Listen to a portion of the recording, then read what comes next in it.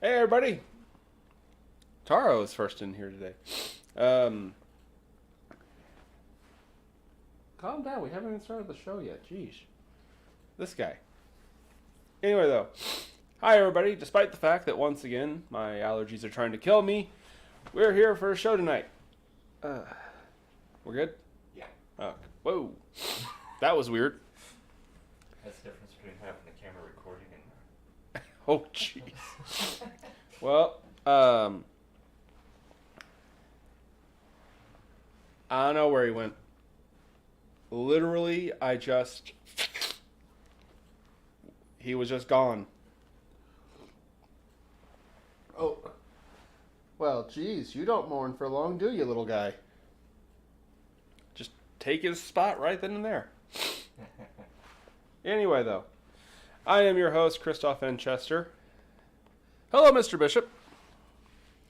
And I have to admit, I kind of like the system of just having my computer be the chat and using my phone for the notes. But tonight we're going to talk about another iconic work of literature, the Brothers Grimm, which is kind of funny because actually there is no singular book they wrote. They actually were historians who lived in a very odd time. There's an old Anglo-Saxon curse. When you don't like somebody, you would tell them, "I hope your children grow up in interesting times." You know, you gotta love those clever FUs, right? So our boys, Jacob and William, they lived in the mid 1700s into the mid 1800s. They actually lived very long times for the age. Jacob was born in 1785, and William, the younger one, was born in 1786. And then, what's kind of sad is the younger brother died first. William passed away in 1859, and Jacob died in 1863. But anyway, I'm going to try and pronounce this correctly. They were born in a time that was known as the rise of Romanification. Doesn't even sound fun to say. But basically, I'm just going to address this real quick. I think there's a bomb going off in the desert. Uh-oh. I'll take care of it. You do not have insurance. Just remember that. I know. This guy. Anyway, basically, Romification was wedged right between what's considered the Age of Enlightenment and the Industrial Revolution. So you have, it was a very interesting time to be alive. You had a conflict between tradition and modernization. And that's kind of the story of their lives. Before I get into what they actually were writing about,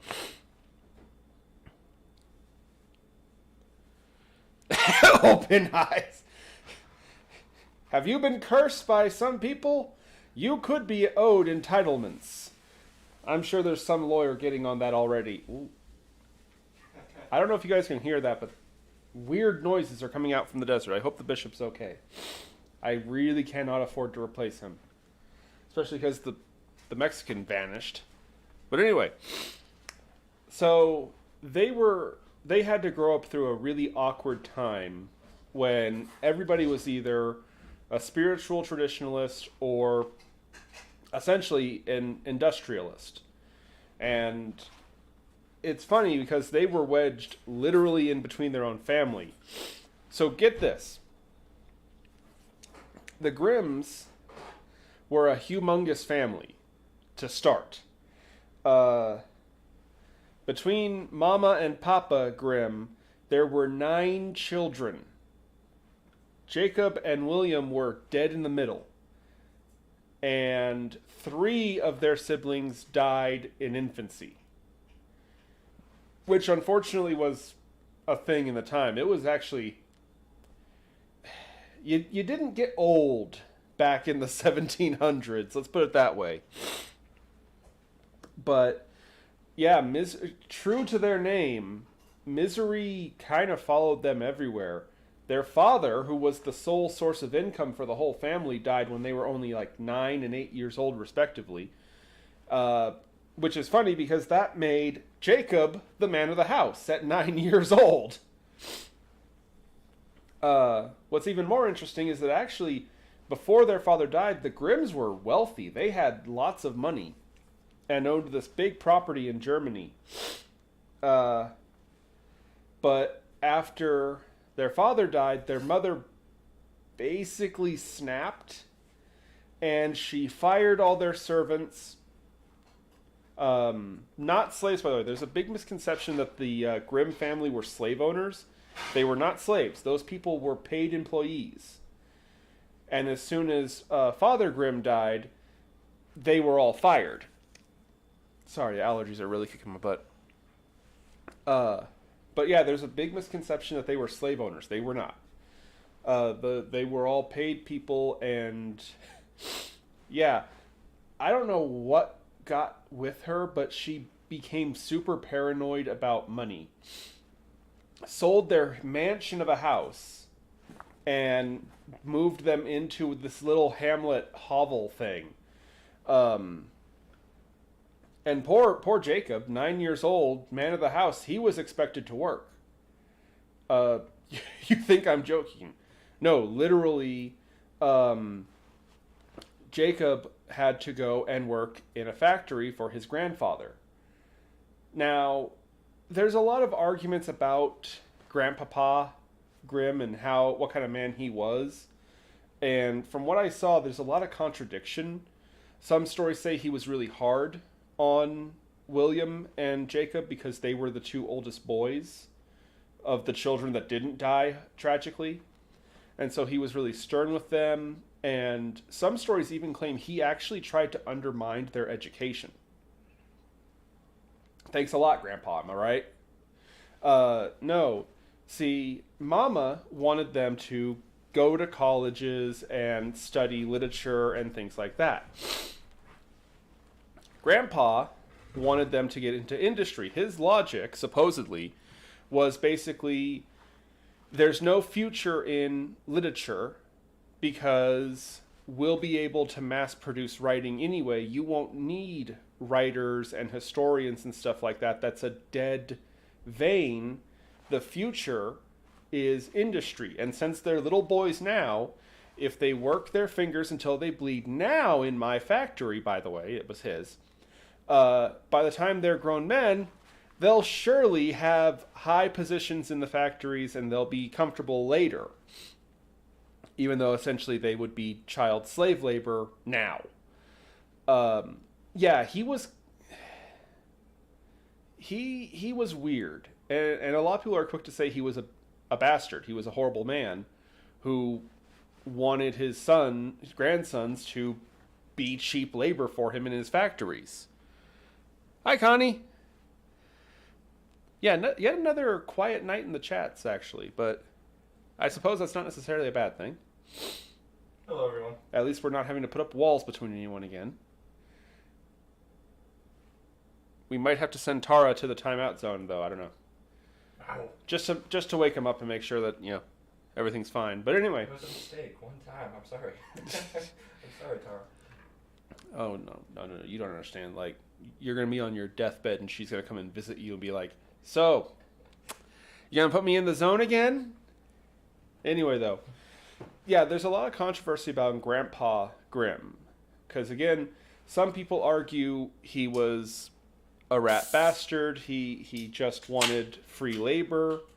Other people argue that there is a logic to what he was saying. Because, again, the whole point of this, the Romification, as some people called it, and I'm sure I'm mispronouncing it.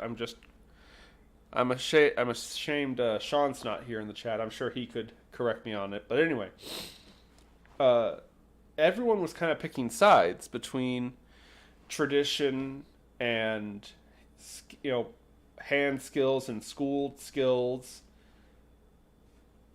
Bishop is turning into a bird over there in the corner. He's like bobbing his head around. It's really freaking weird. But anyway, sometimes I feel like we should have a second camera on you because you always do weird shit off screen and everyone thinks I'm making it up. No comment. Anyway. But again, I will defend Grandpa Grimm here. While I personally disagree, no, there will always be a need for people to do jobs, and especially for things like writing. Can't imagine why I would be defensive of that, though. But anyway, but I understand his logic, too. That industry and factories and machinery and stuff like that, at the time, it seemed like that was the future. You know what I mean? And so, whether or not he was sincerely concerned about his grandson's future or he just wanted free labor, I never met the guy, so I can't definitively say, but that's the story they claim of him. That some people think he was bad, some was good. But, anyway. Mama Grimm wanted them to go to colleges, and she wanted them to be involved in literature and stuff like that. And supposedly Grandpa kind of undermined them by mentioning to their school teachers how they had difficulty devoting their full focus on tasks, and how they would never really achieve their full potential being trusted to just pen and paper. They needed, a factory overseer, guiding them and teaching them, and tutelage would be very hard. So you don't want to take those Grimm boys to your college because they're going to be a handful.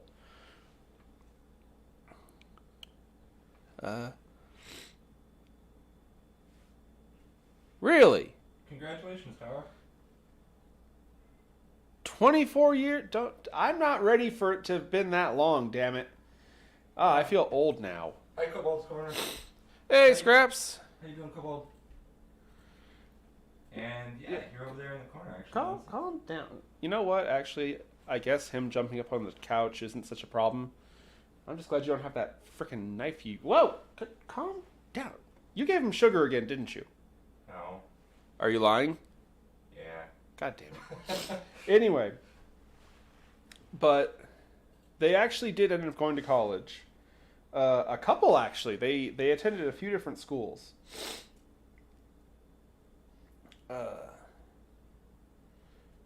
But they themselves, they never really took to... There is no calming down. They never really took to the industrial stuff. They weren't happy there.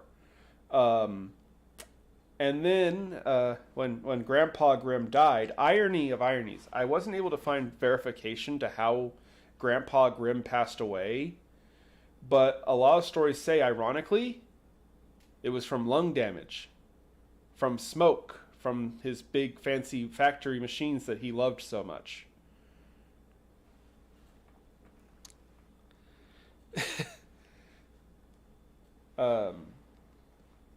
But yeah, so after he died, they basically took the chance and calm down. Seriously, I'm watching you. Where'd he go? Die, mother... Chill. Out.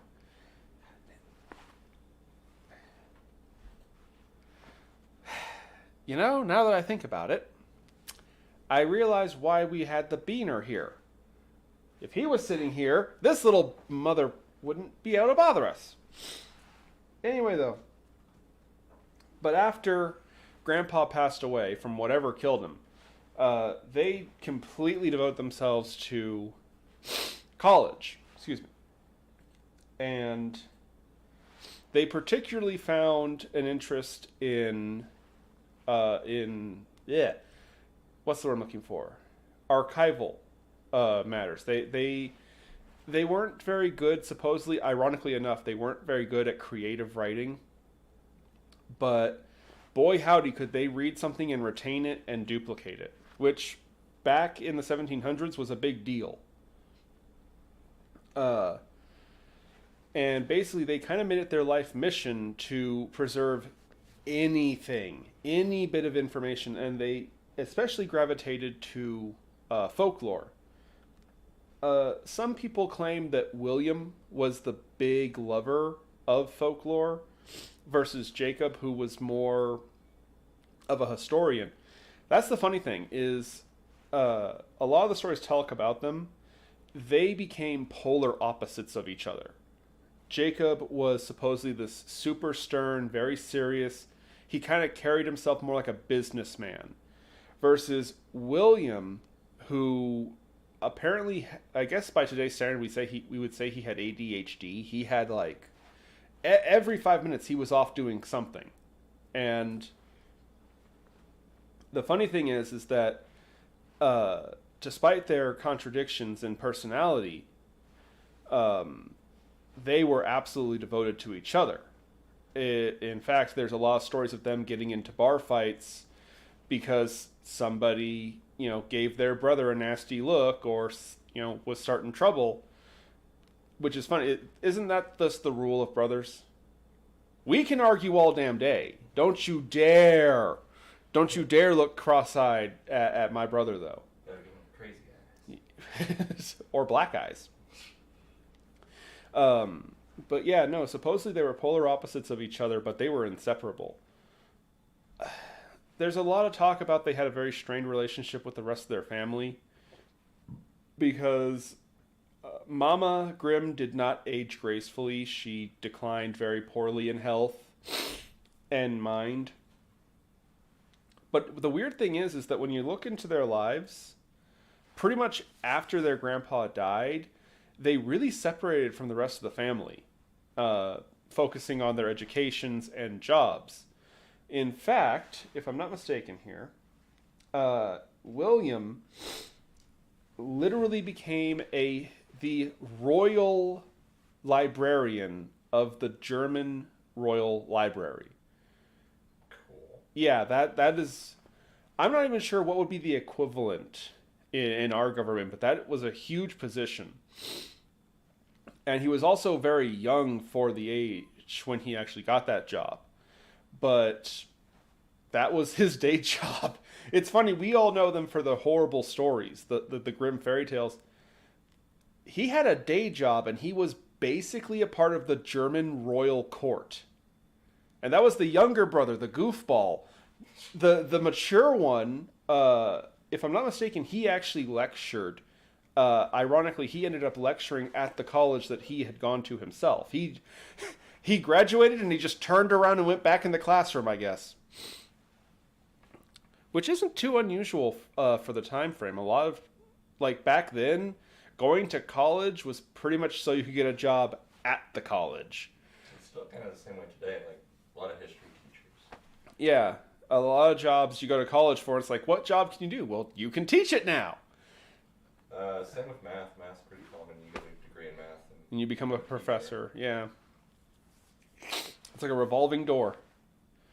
But anyway, I know everyone's just sitting there.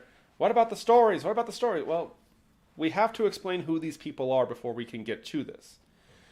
The Brothers Grimm, they had a hard life. I always joke about how, Poe and Lovecraft really suffered for their arts in a way, so to speak.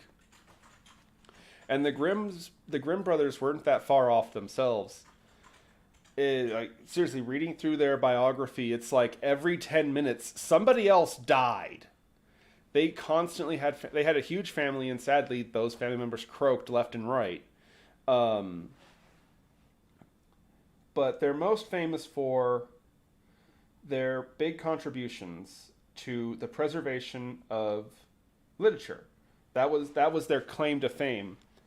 And even though they weren't accredited to writing any specific book, the big one that people point to with the Brothers Grimm was actually called Children's and Household Tales, which itself was actually a big anthology that they contributed to. They didn't just write that, though. They wrote lots of... Well, actually, is it writing if you're duplicating it? because again, they almost never wrote anything original. Everything they wrote was an oral tradition that they heard, or some other book that they found that was obscure. They saw themselves as historians, not authors, which is ironic because they're known today as being such prolific writers. They themselves didn't call themselves that. They saw it as historical preservation, which was a touchy subject at the time because you're stuck between the height of spirituality in Europe and the rise of, economics and business, and things like that. So, yeah, people were picking sides. But here's the irony, because everyone talks about how brutal and nasty the Brothers Grimm stories are. What if I told you something that is going to knock your socks off? The stories told in books such as children's and household tales were censored. That's right. As brutal and violent and bloody as the stories of the Brothers Grimm are, they're edited. They are actually restrained.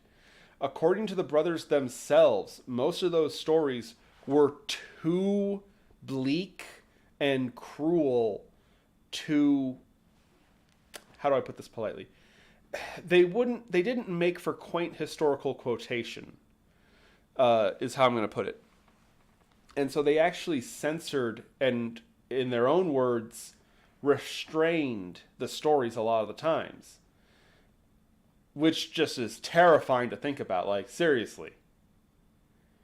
You have stories like Cinderella and Little Red Riding Hood.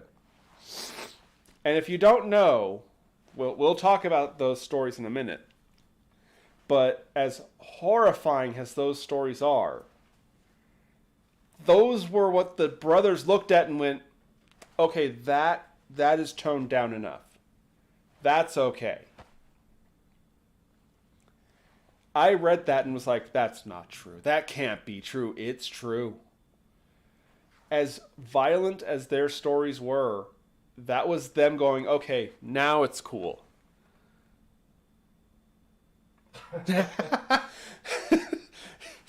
Disney, yeah, that's the thing that always made me, because there's a lot of, and I'll address this real quick, because most of the movies that we know from Disney, the golden animated films that everyone loved them for, overwhelmingly, yeah, those are retellings of Grimm fairy tales. Just massively restrained. But one thing that always kind of confused me and creeped me out, because everyone has a million stories to tell about Walt Disney, and how he was actually not a great guy, and there was weird stuff that he was into, and like having his head taken off his body after he died and frozen so his brain could be transplanted later, and certain opinions he may have had about political factions in the 1930s and 40s, But the thing that always made me go, what? And question him is that he himself said that his favorite story was Snow White and the Seven Dwarfs, which is one of the most horrifying of the Grimm tales. You're smirking at me over there in the corner, but I'm being dead serious. I read that, was like, Walt, Mr. Disney, why that story in particular? That one's pretty brutal, dude. In fact, a lot of people don't know this. Walt basically figured he was going to go bankrupt. And he said that if he was going to never be able to make another picture again, he wanted to do Snow White and the Seven Dwarfs. Which, ironically enough, was, even adjusting for today's inflation, one of the most successful films in all of cinema, ever. The original animated picture, Snow White and the Seven Dwarfs, still to this day is one of the most successful films ever made. And he would always joke that he took it as a sign from upstairs, if you know what I mean, to keep doing this. And so he went back to the well over and over again, making more animated pictures of the Grimm fairy tales. And to be fair, there's a lot that can be said about Disney. I know because I've said half of it. But I want to say something real quick. The Disney animated films, the older ones, not those hideous looking things they have coming out now. But the originals, you know what I'm talking about. Pinocchio, Aladdin, Snow White, Cinderella, which we'll talk about in a minute. Lion King, Little Mermaid, Pocahontas. Yeah. You know which one I thought I wouldn't like, but I actually really did, was The Princess and the Frog. I've actually not seen that one. I liked that one, and I thought I wasn't going to, but that one actually was pretty cool. No, those films were absolutely great, and they are absolute treasures. So real quick, to everybody who's in the angry mob against Disney, you have every right to dislike them modernly, but don't let that dissuade you from the absolute treasure that are the old Disney products. Those old movies are absolutely worth your time. They're absolutely worth your kids' time. Modernly, there's a bit of a problem. We can discuss that another time when, I'm a little more Sue-proof. But for now, I'm just going to say, don't hate the old stuff just because the current stuff can't get shit right. A lot of people say how, Disney, hell, it became a phrase, Disneyfication. Making things safe and clean and nice and happy. Yeah? And the problem with that?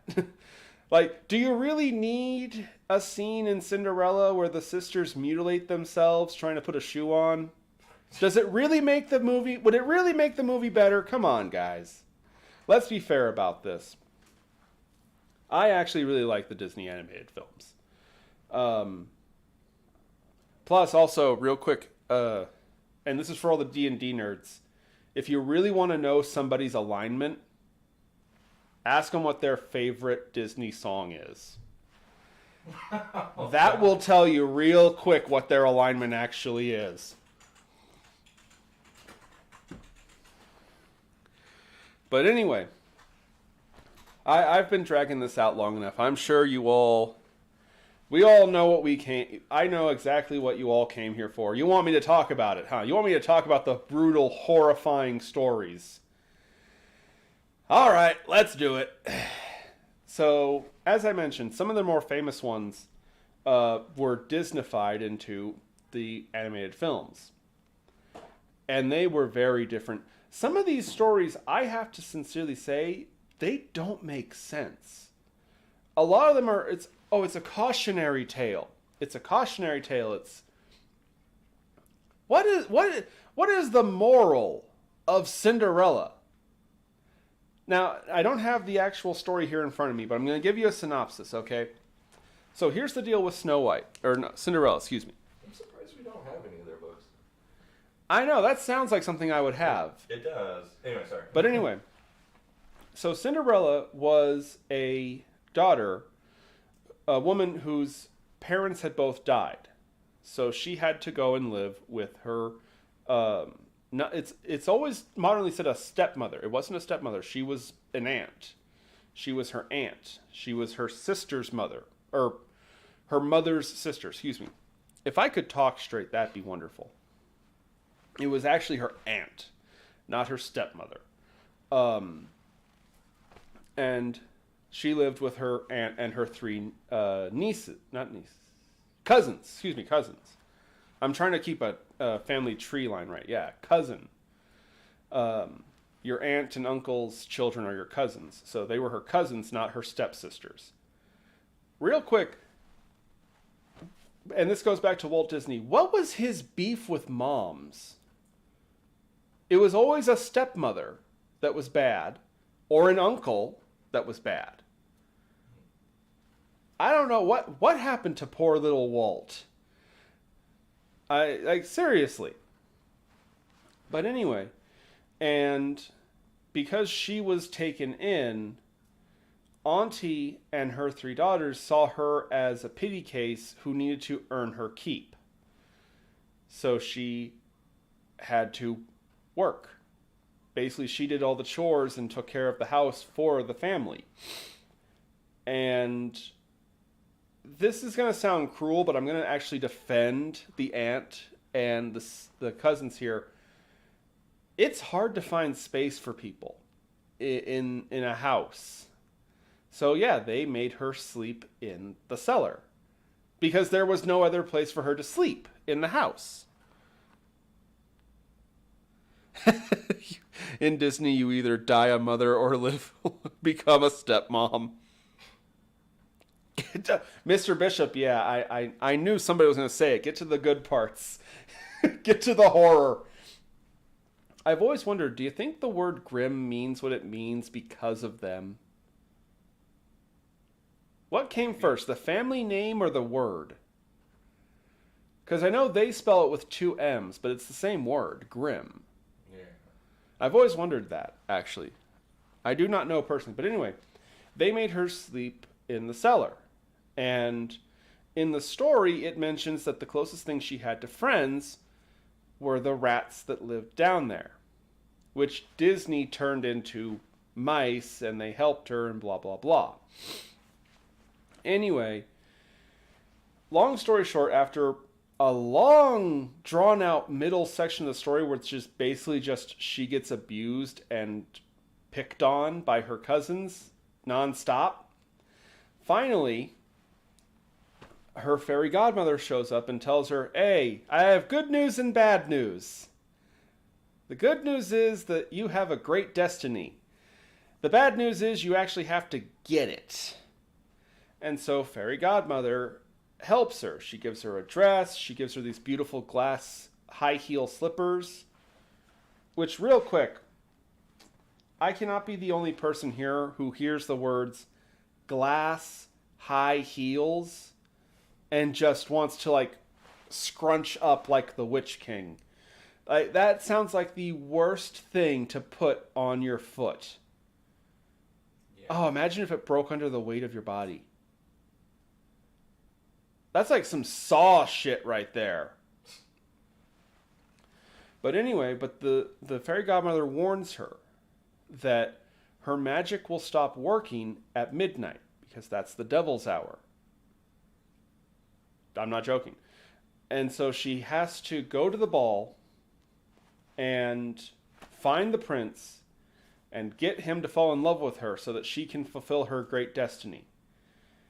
All before midnight. Because again, that's the devil's hour and she'll lose her powers, blah, blah, blah. And she had the dress, she had the fancy shoes. I don't know why the emphasis on the shoes. I hate those goddamn shoes. I don't like heels personally. They look horrible.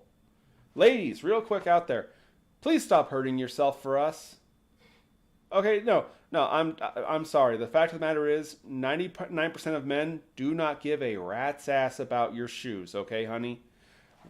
I'm gonna expose the truth about men here. The only time we care about your clothes is when you're getting out of them, okay? Stop worrying about it. Please stop hurting yourself. I'm sorry, I hate high heels. They look horrifying. Yeah. Yeah, Harry Potter. Yeah. I always wondered if that was a reference, actually, to Cinderella. How he had to live in a little cellar thing underneath the stairs. But anyway, so she has all the stuff, and the fairy godmother realizes, well, crap, we need to get you there.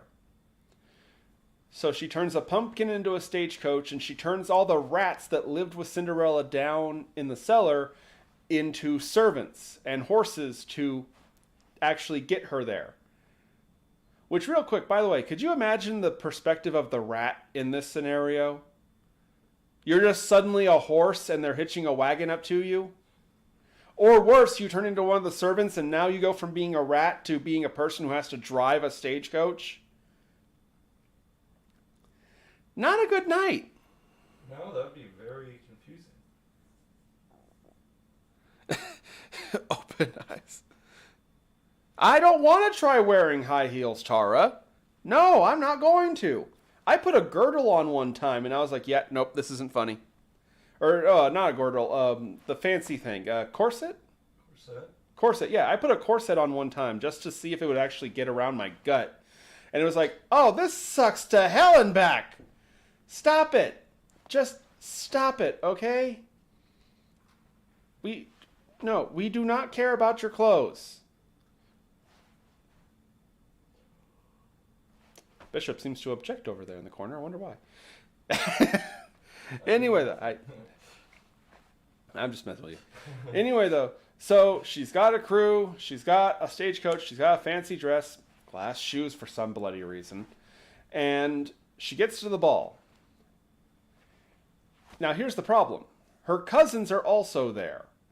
Apparently, this whole ball was basically the prince's, 21st birthday party thing, you know? He was a man, so it was expected for him to find a girl. By the way, isn't it weird that in so many other of these fairy tales, the prince has to marry a princess, or the princess needs a prince? You know, specifically. Not in Cinderella. It was literally, hey, everybody, just come to the palace and be at our party and see if the prince likes you. Were they desperate to get this guy a lady or something?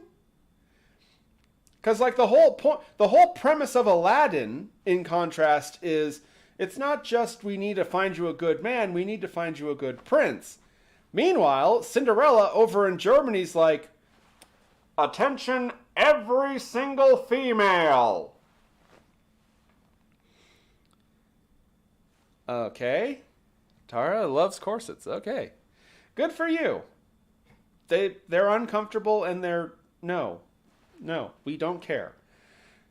Anyway, though, so she goes to the ball, and the problem is that the three cousins recognize her, despite the fact she's in this beautiful dress, glass shoes for some fucking reason. Oh God, what if the prince was like Quentin Tarantino and that was why? For someone with a foot fetish, is a glass shoe like extra cleavage? I guess so, yeah. That's why women used to faint all the time? Yeah, because of the horrible clothes they'd put themselves in. Which, by the way, also, real quick, on the subject of clothing being deceptional. I'll give... Open eyes. I'll give Disney credit. You gotta love how the prince looked bored during that scene. Yeah? See, everyone talks about the Disney princesses. It's like, I actually think there's a pretty good cast of characters in the Disney princes. I liked Eric and Aladdin and stuff like that. They were cool dudes. Go kiss a frog. We'll get to that. Anyway, though. And so they realize she's there. And how does this go for a family rivalry?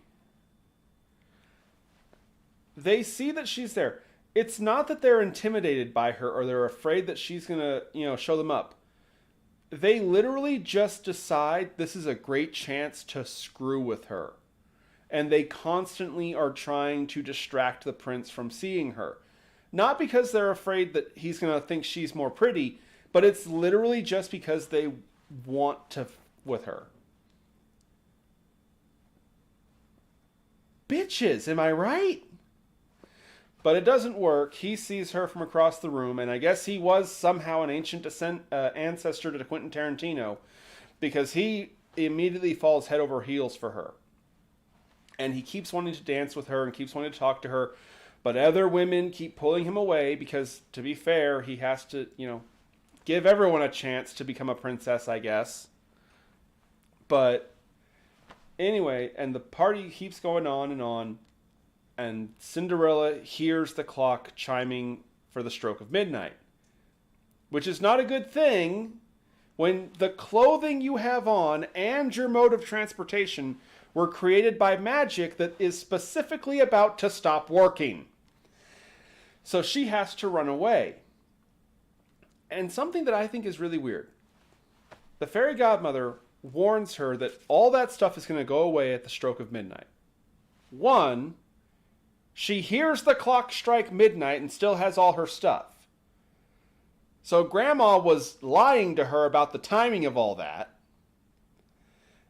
And 2, as she's running away, one of the shoes slips off of her feet.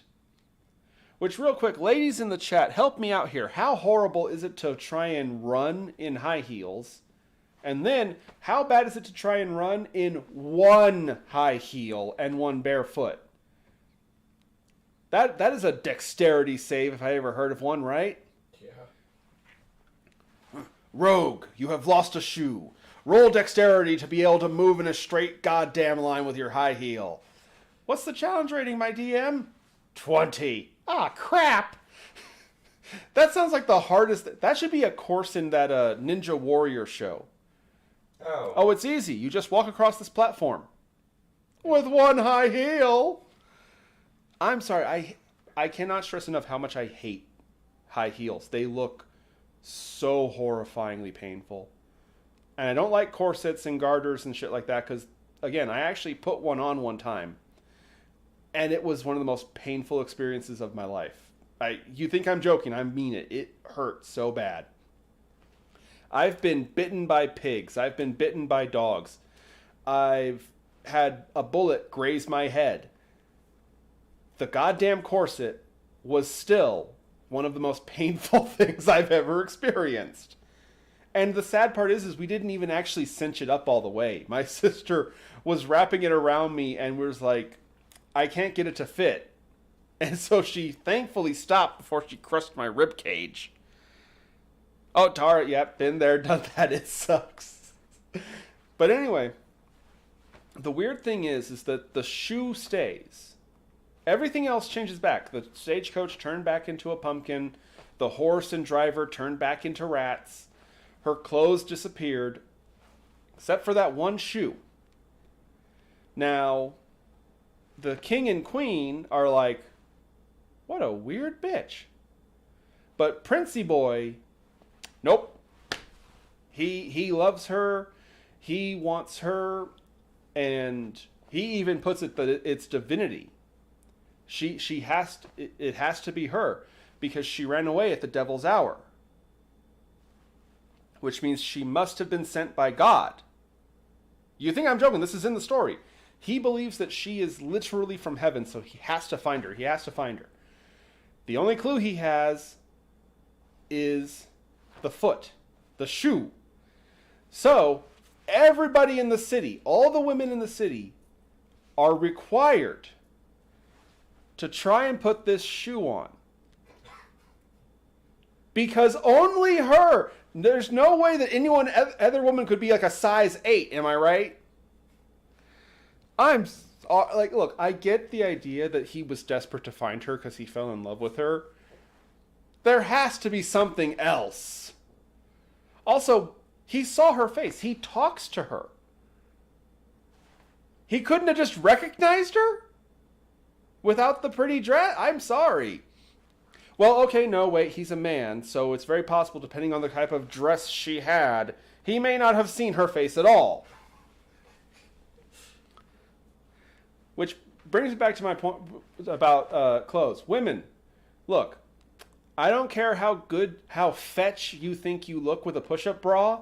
The second it comes off, we're going to get you on to the illusion. Okay? Don't bother with that crap. God damn, I hate that. I hate women's fashion. It's like, no one cares about the wrapping paper on the Christmas present, okay?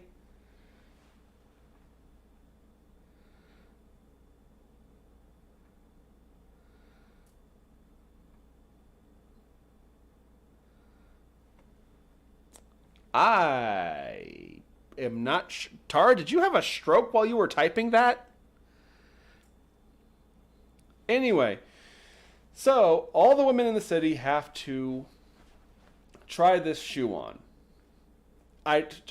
Make it make sense, I dare you. In a dress. Anyway. And here's the bizarre thing. The three cousins realize that they'll never get their foot in that shoe. So the first sister has a brilliant idea. She takes a butcher knife and she carves off her heel. The second sister has an even better idea. She takes a butcher knife and cuts off her own toes. Quentin Tarantino will hear this and just like start heaving. At least the feet, the normal feet part. The third sister goes, no, I have an even better idea. And she just shaves off the bottom of her sole, the underside of her foot. The bishop is just cringing over in the corner. Gosh. Yeah. Spoiler warning.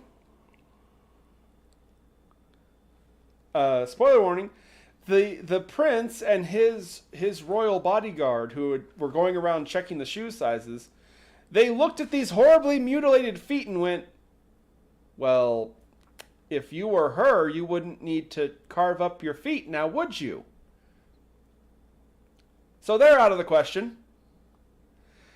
They did that, and they didn't even get to try the damn shoe on because he was like, of course it's not you. You needed to cut your toes off. So no. But Cinderella tries the shoe on, and son of a gun, it fits. Thank goodness she was the first person with a size H foot, right? The prince didn't think this through, did he? Because this must be her. And so he marries her, and she becomes a princess. And here's the weird part. So she goes to live in the palace. And everything's hunky-dory, happy, right? No. We cannot have a happy ending to this story. So, because she was angry at how she had been treated while living with her cousins and her aunt, she spread breadcrumbs on the windowsill of the palace. So crows came to peck at the crumbs. But when they got there, she took the crumbs away. And she told the crows that she would only give them back the crumbs if they went out and pecked out the eyes of her aunt. So they did. The crows understood what Cinderella wanted and flew off and attacked dear sweet Auntie, pecked out her eyes, and brought them back to Cinderella. So she gave them the breadcrumbs. Huh. Anyone want to try and guess what the moral of this horrifying thing is? I'm dead serious. Like, what is the point of this story? There are some people who joke that these stories weren't actually meant to be morals or anything like that. They were threats. I'm not joking. They were threats. Hey, Timmy, you better wash your hands and get ready for bed, or else I'll bust out the Grimm fairy tales. No, Mommy, I'll be good. That's a theory. That's an actual theory about some of these stories because they have no morals. They make no goddamn sense. It's literally just a bunch of bad stuff happens to people. I don't know. Of course, there's also the joke about how these are Germanic stories, and Germany is the source of all sadness. I'm not joking. That's the running joke that, like, pessimism was founded in Germany. The French are cowards who screw everything up. The Brits and the English are know-it-alls who have to tell you how to do everything. And the Germans are angry, miserable people. That's the stereotypes. And the Russians are fine until they're drunk. They're always drunk. That's the problem. Russians are the nicest people in the world when they're sober. They're not sober, though. But no, seriously. The story has no moral or anything. It's literally just a bunch of bad stuff that happens to everyone. Cinderella is treated like a slave. Her parents die in literally like the first freaking paragraph. And then her three cousins mutilate themselves and get disqualified. They can't even try to become a princess. And then Auntie, by the way, what was she doing when suddenly this flock of crows just descends upon her? Could you imagine? I can only imagine she was like putting an apple pie on the windowsill to cool, and she just hears the flapping. Oh, look at the birds. I know. I'll go get my wiener dog so he can see them too. Oh, no. Oh, goodness. Ah. Oh, it's horrible. This is like when the kobolds came over. Ah.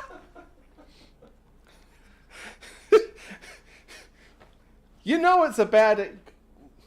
Oh, I mentioned them. I know. I'm sure there's stories about kobolds in the Brothers Grimm. Because to be fair, they actually are attributed for saving dozens and dozens, maybe even hundreds of stories. Do I have it here? There was one source I saw that claimed that within their lifetime they were accredited for rewriting 47 different stories. But after they had died, it had been discovered that actually... no, I have it here. I have the numbers here. I actually did make a note. So within their lifetime, it is believed that in their lifetime, they were credited with saving 86 different stories. They were credited as specifically being the ones to rewrite these stories and put them into various archives. However, after their deaths, it was revealed that there were over 200 stories that they had actually rewritten and preserved. Unfortunately, we don't have an exact number because there's questions of, well, which brother was it and did they actually do it? Because they worked with a bunch of other people to archive these folktales. Anything they could find. They would literally like do censuses, like go to towns and be like, hey, so what stories do you tell your kids when they piss you off and you want them to go to bed?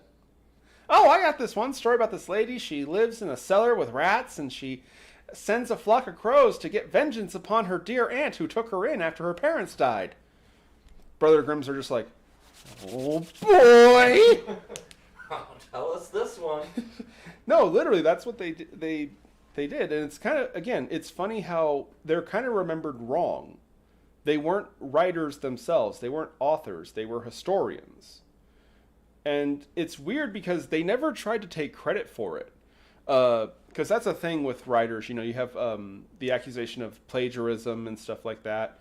I've constantly made reference to the world's most prolific grave robber, Stephen King. And I honestly don't give a crap if he is offended. I'm sorry, no. I care about Stephen King's opinion as much as he cares what people think of his actions on Little St. James Island. There, I just said it. Those who know. That's the important part. If you don't know, don't ask. If you know, yeah, I just dropped a bomb. I just pipe bombed frickin' Stephen King into hell and back. And I'm damn proud of it. I'm going to get a shirt that says that. He was probably your biggest fan. He's been watching every single episode from the beginning, and he just signed off. Oh, hell no. He knows. Anyway, though, another very famous story is, of course, Hansel and Gretel. This is another story that makes no goddamn sense at all. It has no moral. It is grim and monstrous. It's grim. It is. I still wonder if they actually are the source of the word. What came first, the word or the name? Let me look it up. But anyway, I'll tell the story I'll give a synopsis of Hansel and Gretel too. So, there was this man. He had 2 children, a boy and a girl, Hansel and Gretel. His wife died from plague, and he remarried because, well, children need a mother, right? So he remarried. The problem is, and by the way, this is the wicked stepmother. This is the origin of the wicked stepmom. She married him because he was a wealthy land baron. And she realized being his wife meant she would be, head of his estate if anything happened to him. Except he had kids. So you might have heard a weird word sound there. It wasn't a ghost. It was me playing something. Oh. I don't know if they heard that. Diabetes. Oh, hi, Jesus. Nice. I'm sorry to cut you off. Just Yeah, it wasn't diabetes. His wife died from plague, bubonic. Which actually is funny. That puts a date on the story because bubonic spread throughout the 1300s. So this story dates back to the 1300s. Because that's when bubonic was a thing. Anyway, though. And so this stepmother, she doesn't like these kids. Because as long as they're around, she's not the chief inheritor. But she has an idea. See, she has a sister who was never a good person. Her sister was a witch. No, it was the diabetes. No, it was plague. It was bubonic. But anyway, her sister had sold her soul to the devil for evil magic power that she fueled by consuming the flesh of humans. So stepmom gets an idea. She tells Hansel and Gretel to go out and collect firewood. Not just any firewood. She needs them to find sticks that are perfectly round. If they're bent or crooked or anything, they won't do any good. You need to find perfectly round sticks that are straight. You'll probably have to go super deep into the woods to find it. But I'm sure you'll be fine. You have each other after all. You're not alone. So go on. Go into the woods in that general direction. And so Gretel, the girl, the sister, she was the older one and she was a bit smarter. She was a bit more clever. She was suspicious. Did you hear that? I do. I've been hearing like voices. I think it's people outside. That's why I've been looking. I think there's somebody throwing a party out in the desert over there. I don't know. Yeah. I thought I heard music for a second. Anyway, though. So she is leaving breadcrumbs. Because they figure if we get lost in the woods, we can just follow the breadcrumb trail back. Well, apparently stepmommy herself had some witchy powers because she called a flock of crows. Hey, eat those breadcrumbs. Which, by the way, real quick, what is with crows? It's always crows in the Grimm fairy tales that are bad or do bad stuff. And it's always indirect family. It's never that the dad is evil or the mom is evil. It's always the aunt or the uncle or a step family member. It's never the direct parents. It's never them. It's never dad. By the way, dad is never evil either in the Grimm fairy tales. Which I think is interesting because their father passed away when they were so young. I think they kind of imprinted the idea of a good, providing, loving father figure. Whereas maybe they weren't so keen on extended family like their grandfather. Because remember, these stories were edited. They edited and censored these stories to make them, don't laugh, to make them more coherent and less brutal and horrifying. So I wonder if that was kind of their own touch. How the father was always a good guy. But anyway, so crows show up and eat the breadcrumbs. So the kids are hopelessly lost. And Hansel has an idea. Well, wait, it's getting late. They've got to be putting supper on. So we'll follow our noses. We've got to be able to smell the smoke from the fire or food. Follow your nose. Basically. And I'm sure everyone listening to this can just already tell the problem with that. What if someone else is cooking something? And they find a different house. And this one is bizarre. It is made of cake and has candy decorations on it. You think I'm joking? I'm not kidding. It was a literal gingerbread house. But it was the size of a real house. And the kids were so hungry. Now, here's the interesting thing. I couldn't find the actual original, but some people claim, in one version, it claims that the house was actually magic. And it wasn't actually made of gingerbread. It just looked like it to entice them to go towards it. Other versions say, no, it was actually made of gingerbread and candy. I'm not sure which one the Brothers Grimm themselves wrote, but in either case, they actually are so hungry that they just walk up and start chewing on the walls like little rats. You think... But I have to say something here. It's pointed out specifically that Gretel is the smart one, quote unquote. She's the thinker. And Gretel, or Hansel, excuse me, is more of the man of action, ideas.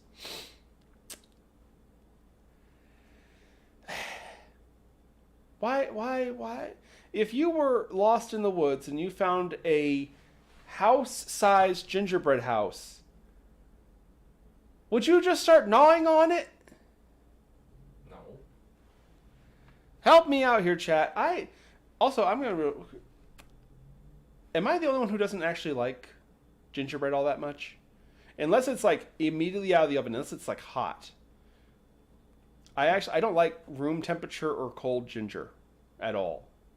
It's really only good if it's warm. I'm not the biggest fan of it. The same is true with vanilla, actually. It's funny, I love vanilla warm. I don't like vanilla cold. But anyway, and so the witch inside hears them chewing, and she comes out saying, what little vermin are chewing on my house? And Hansel and Gretel are like, oh, shoo, I'm sorry, terrifying, ugly-ass woman. By the way, this is the stereotypical hideous hag witch, by the way. She's described being bent and super skinny, with long, thin teeth, big nose, of course, and yep, you guessed it, green skin. Basically the witch from Wizard of Oz. And so they try to apologize to her. It's like, we're sorry, ginger snap. Open Eyes, I'm not a big fan of them personally, actually. I mean, cool, you like them. You can help yourself to them personally. But anyway, and so she's like, you literally were chewing on my house, you evil little bastards. And so she tells him, well, now you're indebted to me. And they're like, can we go home now? You're horrifying.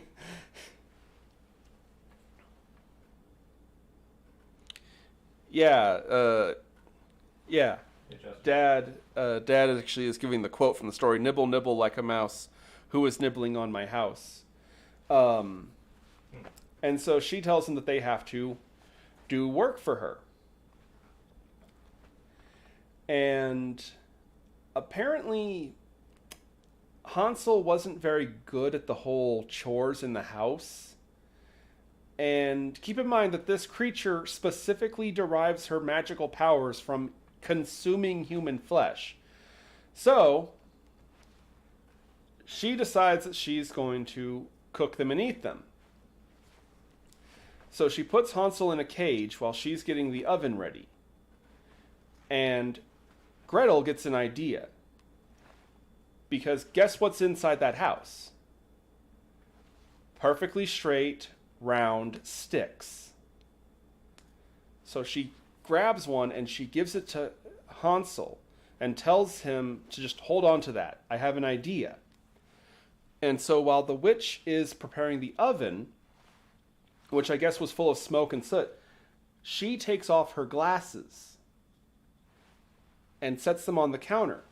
So Gretel sneaks over and takes them, hides them in her pocket. So the witch is like, I can't see without my glasses.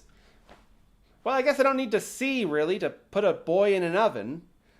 So she turns around and she goes to the cage and she goes, boy, Give me your hand. I want to make sure that you're fat and juicy for going in the oven. And to his credit, despite being the dumb one of the pair, Hansel figures out 2 + 2 = 4. Because the witch can't see for shit. And she wants a fat, plump hand. So he puts the stick that his sister gave him out between the bars. And she can't see for crap, but she feels it and goes, "Oh! You're nothing but skin and bones. You're not ready to eat. I'll have to fatten you up first." So she goes and she starts just taking pieces of the house and stuffing them in the cage, going, "Eat this, boy, eat this. Get fat. Get fat so I can put you in the oven." Real quick, by the way, if you were in a cage and a witch was saying she was going to fatten you up to eat you, and then she gives you food, what are you going to do with it? Like, who would be dumb enough to eat food handed to them by someone who said, "I'm wanting to fatten you up so I can bake you like a goddamn cookie"? What did she think? Everyone makes fun that Hansel is supposed to be, like, dumb. And I read this story and it's like, have you seen the witch? She's an idiot. And so, meanwhile, Gretel is doing chores. And she gets an idea. She tells the witch, "Excuse me, ma'am, Miss Eater of Children, the pilot light in your oven's gone out."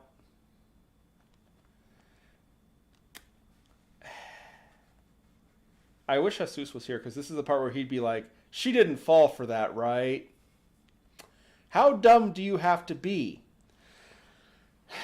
Well, apparently the witch didn't roll very good on her intelligence save, because she goes, "Oh, darn it!" Opens the oven, leans into it. Because remember, she can't see. She doesn't have her glasses, so she has to lean and crawl into the oven.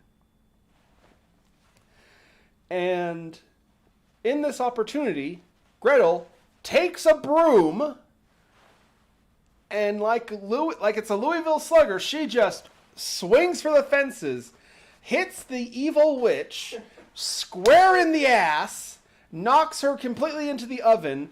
So Gretel closes the oven and then sticks the broom underneath the handle so it can't be pushed out, I guess. And the witch is inside cooking, screaming bloody murder. Meanwhile, Gretel looks around, finds the keys to the cage, gets her brother out, and here's the weird part. They run all the way home. Wasn't the point of this story the fact they were lost and didn't know how to hell to get home? Doesn't matter. They run home. They run home and they find their dad, who is outside calling for them like, "Children, children, spawn who I love." Oh, her open eyes. Her glasses were clearly where the plus intelligence was from. Without them, she didn't have him. But anyway, they find their dad and they run to him. And he's like, "Where have you two been? Why? Gretel, why are you covered in soot? What happened?" And so they tell him everything that happened. And he's like, "Wait, that sounds like my sister-in-law. My sister-in-law who is an evil flesh-eating witch. Why on earth would you go to her house?" And they explained, well, stepmom told us to go out and find perfectly round, smooth sticks. So Daddy put 2 and 2 together, took his children inside, confronted his new wife, and proceeded to kick her out of the house and divorce her. And I guess he just went on looking for another woman to be his wife. But yeah, no, that's the end of the story. He figures out that she tried to kill his kids using her monstrous sister. So he just kicked her ass out of the house. Ye old medieval divorce. But no, you think I'm joking. By the way, they never let the witch out. She just is in the oven burning. Take that, old hag. I guess. But yeah, no. It's like, what is the point of that story? What is the moral of Hansel and Gretel? A lot of people get it wrong too. They think that Hansel dies. No, he does not. Gretel saves him. Because again, she gives him the stick, and the witch thinks he's all skinny, so she can't eat him. Okay. But yeah, I for the life of me, I don't know a moral to this story. It's literally just stepmom tries to use her monster sister to kill her, stepchildren. It fails. The evil witch sister gets cooked alive. And then she gets kicked out of the house. Good night, little Timmy. That'll teach you to not brush your teeth, you little bastard. I'm sorry, what is the point of this story? Other than that, when your parents tell you go to frickin' bed, you better go to goddamn bed. I know I've mentioned it before, but no, that's like sincerely what a lot of people think the stories were. They were actually a threat. You better eat your vegetables, or else I'll crack out that book about those 7 dwarves. Don't you test me, boy. No, Daddy, please just give me the belt. Oh no, you're getting the book tonight. People talk about the Bible being like really ultra violent and stuff like that. It's like, I'll come to the Bible's defense here and say at least most of the stories in the Bible have morals. These really do seem like a threat. Now, supposedly they themselves had several that were their favorites. One source claimed that William, the younger brother, even said that his personal favorite was Little Red Riding Hood. Which is ironically one of the least bad when you actually listen to the actual story.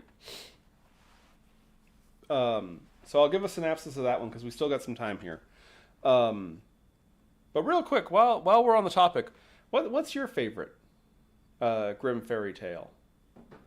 Think about that while I'm telling this synopsis. So basically, Little Red Riding Hood is a story of a little girl who is sent to bring medicine to her very sick grandma who lives on the other side of the forest. Now, a lot of people change it to being sweets and goodies like muffins and candy and stuff. No, grandma is sick and dying. So she has to have medicine. So Little Red Riding Hood is sent off to bring her medicine so she doesn't croak. Now, one of the most common characters in the Grimm fairy tales is the big bad wolf, which kind of makes sense. Wolves. It's funny. We know wolves today culturally very differently than the ancient Germanics. We symbolize wolves with, nobility and power and stuff like that, which is mostly from Native Americans, actually. Wolves in Germanic legend, very, very different than North American wolf folklore. The big bad wolf is a very common villain. And it's interesting because he actually changes from story to story. In some, he's just a big, dumb animal. In others, he's actually a very cunning creature. Some people even argue that he's kind of a stand-in for the devil. He's a manipulator and a liar, which is where we get Little Red Riding Hood's story. The wolf sees her and tells her that it's not a good day to go walking through the woods. The weather is terrible. She needs to move through the woods as fast as possible. And Little Red Riding Hood, who was specifically told, don't talk to strangers, don't speak to strangers on the way, she doesn't do what her dad, again, it's a dad, her loving father, tells her, look, just stick to the trail through the forest. You'll get there in time. Get Grandma the medicine. Don't let yourself be distracted. Don't talk to strangers. Just go, go, go, go. Grandma is literally dying. There's a timer. Yeah, I know. And unfortunately, she does not pay attention. She doesn't listen.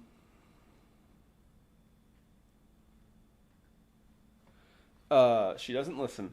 So she stops and talks to the big bad wolf. And the big bad wolf tells her that the trail, yeah, sure, fine. It'll get you through the forest safely. But there is a shortcut through that other trail. And the dumbass broad listens to him. Though, to be fair, she's also a child, so okay, fine, she falls for it. The path that she actually goes down is longer than the normal path. And now the big bad wolf goes, okay, so she's going to take time to get there. Grandma is sick, weak, and defenseless. I'll go visit her house. And so he takes the normal trail. And he gets there. And little old Granny is laying in bed, dying. It doesn't specify what she's actually sick with, by the way. It's weird that in other stories, they would be very specific. Like, it was the plague. In this, we don't know what Grandma is actually sick with, just that she's sick and she's dying, and she's very weak. Diabetes. I'm waiting for Jesus to pop. Well, Diabetes. I mean, yeah, you do need medicine when you have diabetes. Yeah. But anyway, and so the wolf, he has her cornered in bed, but he realizes, oh, shit. The little girl is going to show up here soon. And she's young, and she's healthy, and she's fast. I need to catch her unaware. So he decides he needs to hurry. So he doesn't even bother chewing up or cooking Grandma. He literally just inhales her and swallows her whole. And here's the weird thing. A lot of stories depict the big bad wolf actually as being what's called anthropomorphic, meaning bipedal, basically. Standing up like a human. Other stories, he is a regular wolf. He's quadrupedic. For some reason in this story, it doesn't specify why, but in this one, he's more like a cynocephaly, a humanoid creature, a dog person, more than an actual wolf. Which is funny because, from what we know about the cynocephaly, this is a very clever creature for some... The cynocephaly were very simple-minded beings. This is This is like the one smart cynocephaly, I guess. I don't know. Also, yes, I will keep saying that word because it's fun to say. Cynocephaly. It sounds like a disease, doesn't it? It does, yeah. Cynocephaly. It doesn't sound like a species. It sounds like a disease. Like, I'm sorry, Bishop, but your test came back. You are positive for cynocephaly. No. The only cure is the tears of little old ladies and their wiener dogs. Oh, then I'll be fine. Yeah, I know you will be. Anyway, though, so he literally just swallows Grandma whole, throws on one of her dresses and puts a nightcap on and hides in the bed. And here comes Little Red Riding Hood. And here's where everyone gets the story wrong. Because she sees the wolf, and she goes through the lines, you know, Grandma, what big ears you have, the better to hear you with. Grandma, what big eyes you have, the better to see you with. Grandma, what big teeth you have, the better to eat you with. Here's the thing, though. They never bring this up, but in the original story, the thing that actually tips Little Red Riding Hood off that something is wrong is that the wolf sounds healthy. He doesn't sound like Grandma. And so she's suspicious of him. And again, what no one mentions is that she catches on that he's not Grandma. And she screams and tries to run away, but he catches her. And realizing that she's screaming, which means someone might hear her, he decides to give her the Grandma treatment. He's not going to even bother killing her. He just swallows her whole. But nothing happens. So he thinks he's in the clear. So he decides to lay back down in Grandma's bed and take a nap. Well, here's the problem. someone did hear Little Red Riding Hood scream. A lumberjack with an axe. And so he goes to Grandma's house because he's like, hey, I heard a little child screaming in here. Open up in there. And there's no answer. He knocks again, like, hey, I'm not kidding. I heard a child scream. Open up. Still nothing. So finally he decides to just force the door open, and there's the wolf sleeping in the bed. And he's like, I was not prepared for this. That is a cross-dressing, anthropomorphic, incredibly fat wolf. You know, I can't imagine that. There's no way to have a good day when you can describe when it goes like that. So, honey, how were you today out in your lumberjack job? I saw a grotesquely fat, anthropomorphic wolf that was cross-dressing. I want a divorce. What do you say to that? How do you respond to this? But here's the thing. So the wolf swallowed Grandma and Red whole. So they're still alive in there, and they're shouting for help because they realize somebody's out there. And so the lumberjack's like, axe, wolf. Axe, wolf. Problem solves itself. And so he uses his axe to cut the wolf's stomach open, and Grandma and Red fall out. And so they're fine. And he goes and he's going to take the wolf's head off now. By the way, somehow the wolf stays asleep during this makeshift operation. But here's the weird thing, and this is again where nobody ever remembers the story right. Red stops the lumberjack and says, wait, no, that's not fair. And the jack is like, he ate you. He literally inhaled you and your grandma. And you're telling me not to decapitate him? Honey, you need to take a few deep breaths. I think you were getting lack of oxygen in there. But she actually stops the lumberjack because it's not fair. He was just being a wolf. You can't punish someone for being what they are. And here's the bizarre thing. The lumberjack's like, okay. He ate 2 people!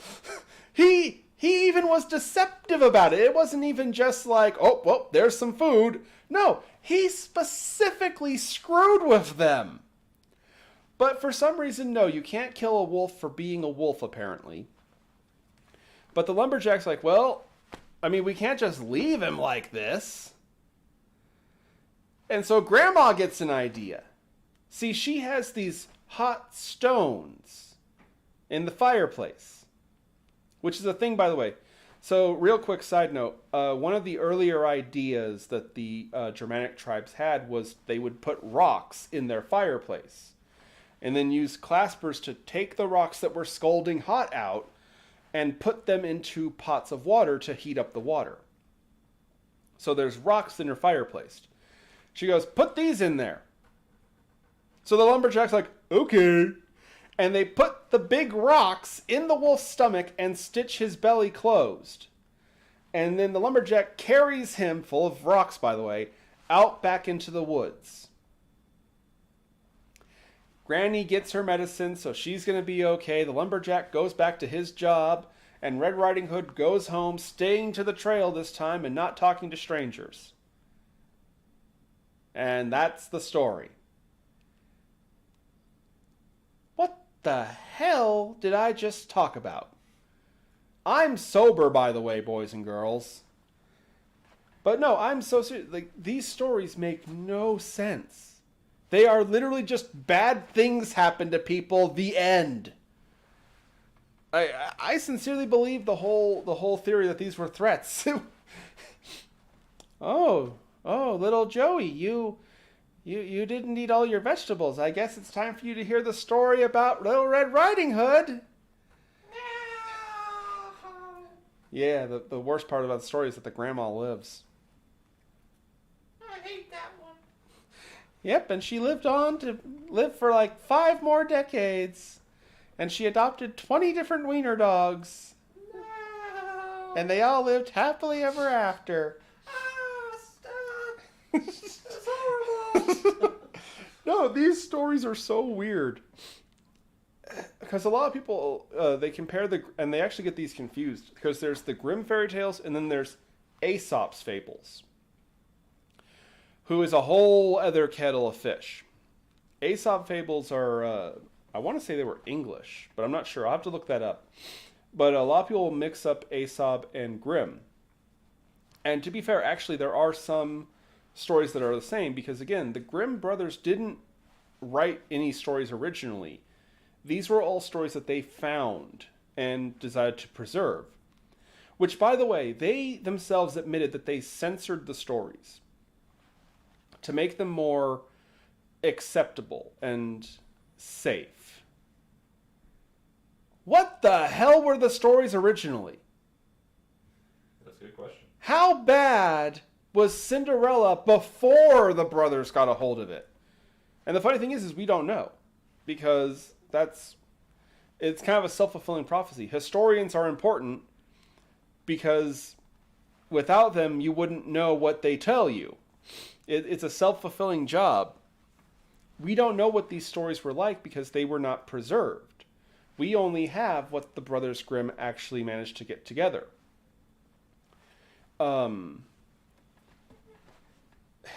mean, that's like chilling to think about. Like, as horrible as Cinderella was, there was a worse version. There was a more violent, more bloody version. That these sick SOBs, who, by the way, glad we had them, because to be fair, for all the jokes we can make about the Brothers Grimm being real weirdos and being like sadistic and stuff, if it wasn't for them, a lot of stories would never have been preserved. People take for granted how much we can actually learn today. You know what I mean? Because like nowadays, you post something online, it's there forever pretty much. But even like just 50, 60, 70 years ago, no, it was actually, you had to dedicate yourself to preserving history. Our good buddies over at the Satellite Love, the people who made Mystery Science Theater, pretty much nowadays what they do is they keep a YouTube channel with a bunch of streams going, and they are film historians. They restore and preserve film. Because a lot of people don't realize, yeah, a lot of those film reels from like the 40s and 50s and 60s, they're decaying, and when they rot away, they're gone. Yeah, those movies are gone. I mean, one of the big reasons everyone's mad at George Lucas is because of the fact that he remastered the original trilogy, and the original are gone. The original trilogy film reels were destroyed. If you have one of the VHS tapes of the original Star Wars trilogy, congratulations, you have a literal piece of history because that's the only thing left of the original films. I mean, hell, try and find them anywhere. All you can find are the remastered versions. Which people can argue about. I actually think that most of the changes in the remaster were redundant. Except for one, I don't like Jabba being in A New Hope. I think it should have been stuck with that one big guy. Can't remember the actor's name now. But you know what I'm talking about. No, historian work is very important even today, even though it seems like, what are you talking about? It's easy. I just hit save and save it on a flash drive. Kid, you have no idea how much history there is before there was such a thing as a flash drive. Even today, there are pieces of history rotting away and will forever be lost. So be they ever so weird, even if we have a lot of questions to ask them about their stories, we have a lot to be thankful for from the Brothers Grimm and the countless other historians who tragically never became famous, who kept everything we have today. This is something that actually came up not too long ago. When we were talking about the Wiccans and the Druids and various holiday festivals. The truth of the matter is, if it wasn't for other cultures, historians preserving information, we would never have known they existed in the first place.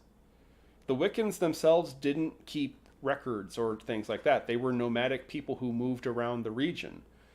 The only reason we know about them at all is because of the fact that other societies, like, let's just say it, yeah, the Christians, were like, by the way, there were some people who lived by this pond. They called themselves Wiccans. That's literally the only reason we know they existed at all. Historians are extremely vital, still today as much as they were back then.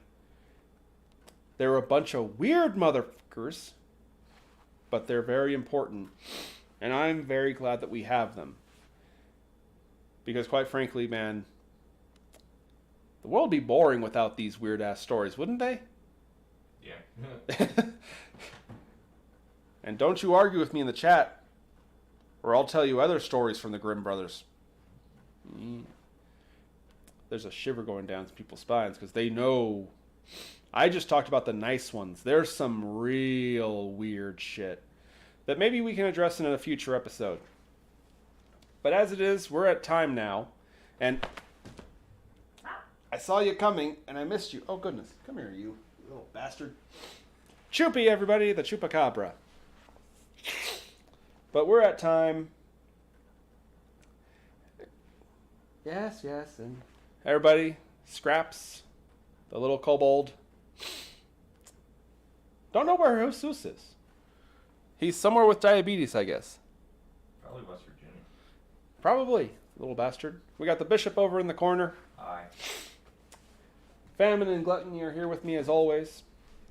And we'll be back next week. What are we going to talk about next week? I don't know. I don't know. That's a good question. We'll let it be a surprise. But in the meantime, boys and girls, go out and read a goddamn book. And always remember, keep checking the shadows.